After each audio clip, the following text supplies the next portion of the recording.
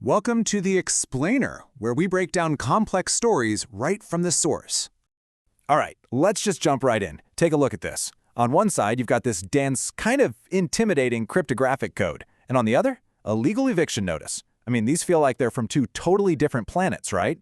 Well, believe it or not, they are the core of this incredible story.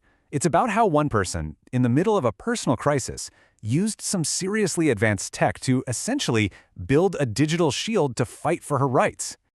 Okay, so to really get why someone would turn to coding to fight an eviction, we've got to unpack the crisis at the center of all this. And let me tell you, it's a complicated legal fight happening on more than one front.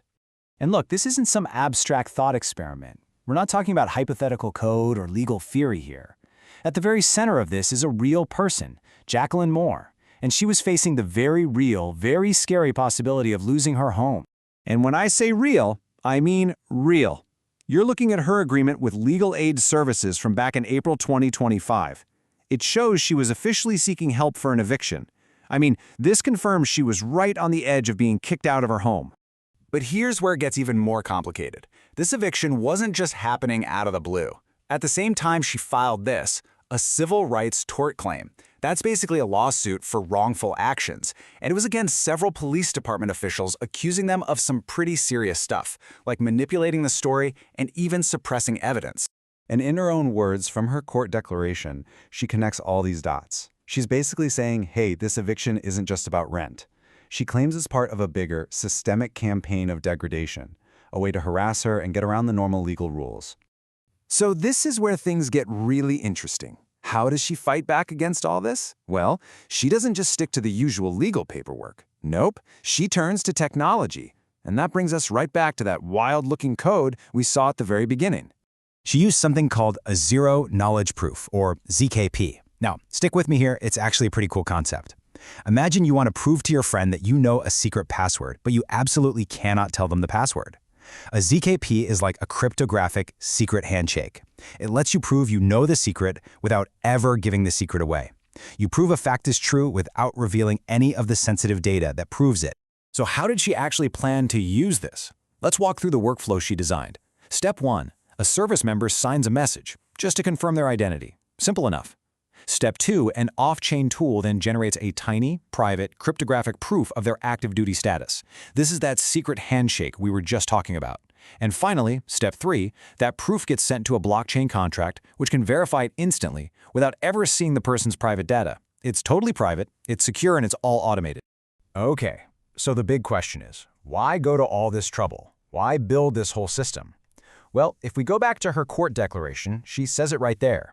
She alleges that the tactics being used against her were specifically designed to get around something called SCRA protections. Now, SCRA is the Service Members Civil Relief Act, and it's a huge deal. It gives special financial protections to active duty military members to shield them from things like evictions or super high interest rates.